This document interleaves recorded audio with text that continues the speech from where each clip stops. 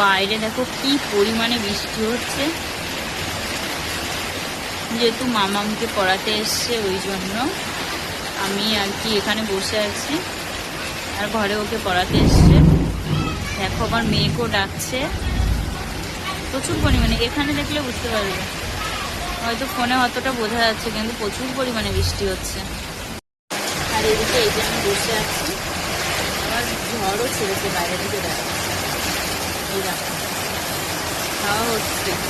এই তাঁবুটার কি অবস্থা, এইদিকে দেখলে বুঝতে পারবো কেমন হাওয়া হচ্ছে। বৃষ্টির সময় তো বৃষ্টি হবে বলো বন্ধুরা, বৃষ্টিকে কেউ আটকাতে পারবে? ওর যখন সময় হবে ঠিক হবে। দেখি দেখো হাওয়াও হচ্ছে, আমার গোলাপ ফুলের গাছটা কেমন হচ্ছে দেখো, দেখো এখানে গোলাপ ফুলের গাছটা কেমন বেঁকিয়ে যাচ্ছে।